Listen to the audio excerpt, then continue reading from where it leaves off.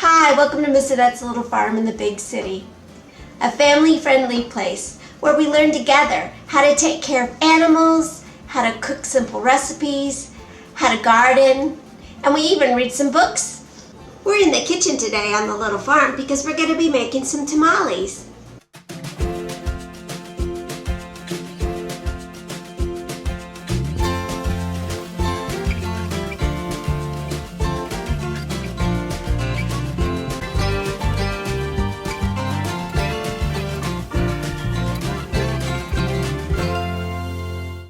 When I think about tamales, I think about my family. This is the time of year where my mother would be making a big pot of tamales and we would all just gobble them up like crazy.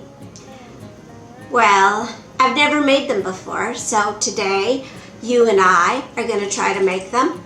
I've simplified the recipe a little bit by making some shortcuts. The two components of tamales, meat and the masa. And the masa is kind of the dough made from cornmeal. And those two components could be very complicated.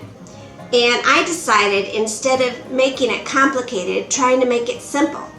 So what I did was I went to the Mexican grocery store and I bought some pre-made masa. Believe it or not, they have pre-made tamale masa. So I bought some of that. But I am going to cook the meat today because I have a very specific taste. And Mr. Steve and I, even though traditionally the tamales must taste a certain way, we kind of are going to change that recipe a little bit to cater to our taste, which is exactly what you should do as well. If you've had tamales before, we're going to be making pork tamales with red chili. And if you've had them before, you know that's a very specific taste. But if you don't like that taste, you can put whatever you want in those tamales. You can put beans or vegetables or season the meat the way you want to do it. And that's what I'm going to do today. Pre-made masa. Now that'll really simplify this process for me, especially since it's my first time. And I wanted to focus on the flavor of the meat. The meat that I purchased for our tamales today, I purchased a pork shoulder, and I have my corn husk, and I'm going to soak those while my pork is cooking. I also have some dried peppers that I'm going to use. Wash my meat.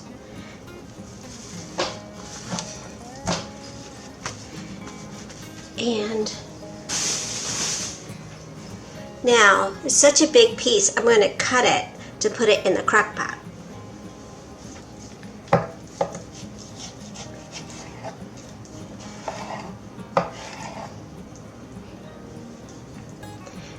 Has a lot of nice fat in it, and all that fat and all that marbling, it'll make it nice and tasty.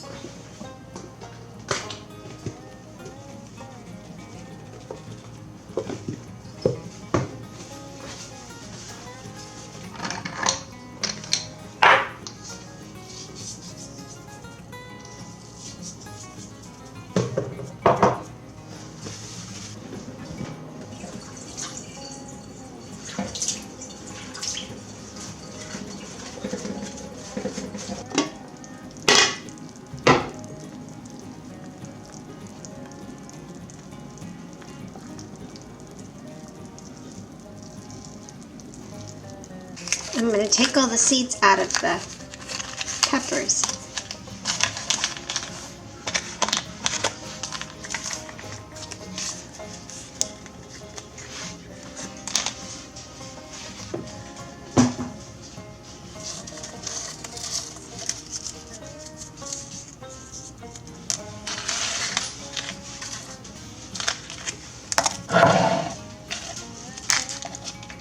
putting them in a bowl.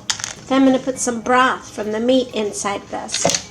Then I'm going to puree them together. I get about a cup of the broth from the meat. And now I'm going to get the onions. I have the peppers crushed, so now I'm going to put in the wet ingredients. I'm using a strainer to make sure that I don't have any seeds in my sauce.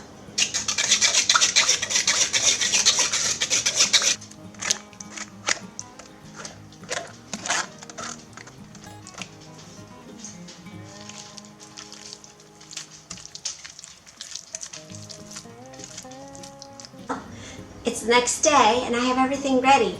I have the corn husk clean and I dried them out a little bit. I have the masa warmed to room temperature. I have the meat ready. And I have to be honest, you guys, I'm a little bit nervous about this whole process and I'm hoping that it'll all work out.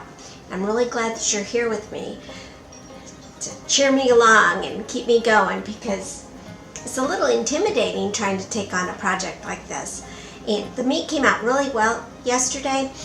It's very tasteful and flavorful, but not quite as strong as the flavor the traditional flavor. And I like that because it was a little bit overpowering, and I kind of like the subtle flavor that I made with my meat. We'll see how the masa goes. I'm warming it up to room temperature and it's just about ready to go.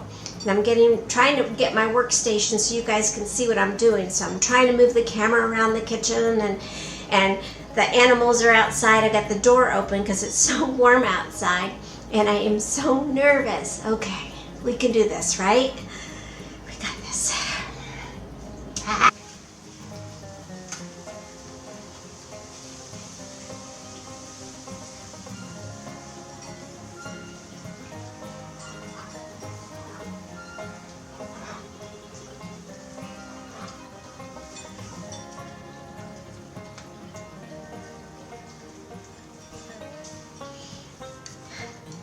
I'm shaking while I'm doing this. That is so silly. I don't know why this makes me so nervous. I'm usually really confident when I'm trying something new. Silly. I think the second one is better than the first.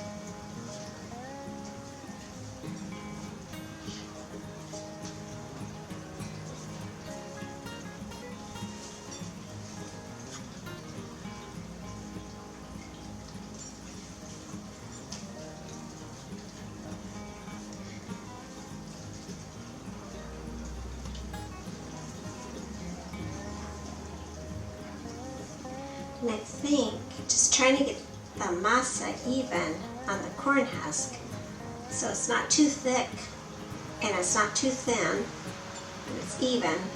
And I don't know if homemade masa would be easier to work with.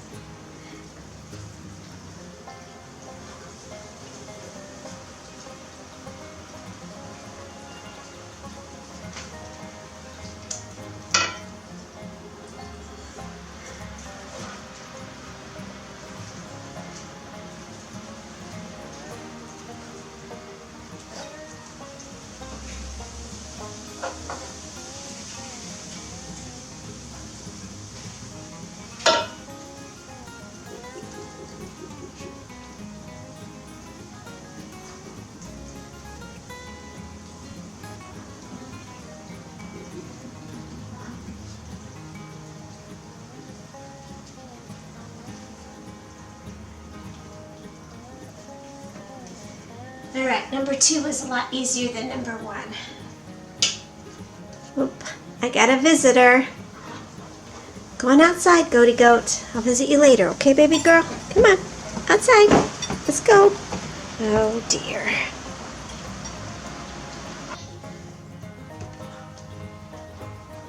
Well, I'm learning really quickly do's and don'ts here in making the tamales for the first time.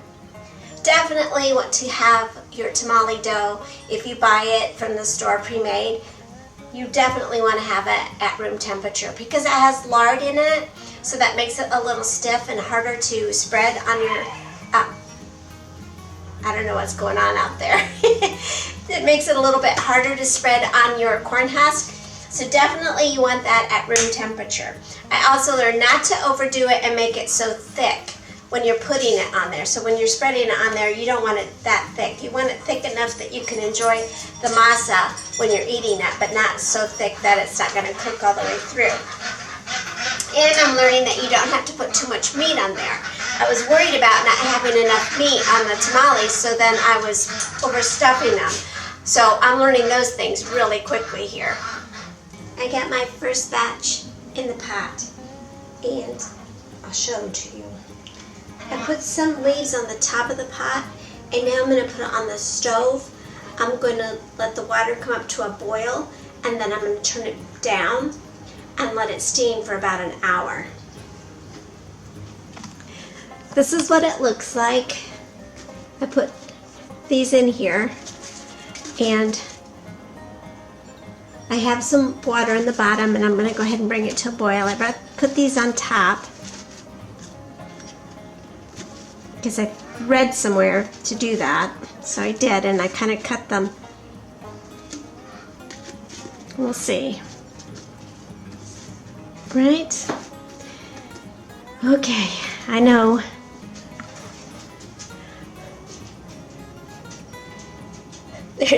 There's the pro right there.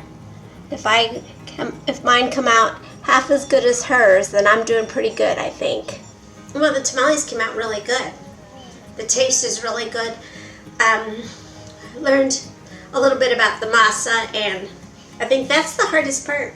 I think making the ingredients could be easy because you follow a recipe, but learning how to get that masa just right on the corn leaf, on the corn husk, just learning how to get that masa on the corn husk is kind of hard. And then I talked to my mom a little bit about it, and she gave me some good pointers.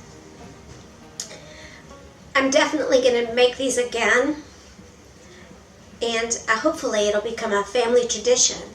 So I'm really excited for the kids to taste these. Of course, I know they're going to compare them to their grandma's, but, well, you know, it's going to take me a while. She's got a little bit on me there. I'm glad you're here sharing this experience with me. Thank you for visiting Miss Annette's Little Farm in the Big City. Try to get outside today. And we'll see you next time. Bye!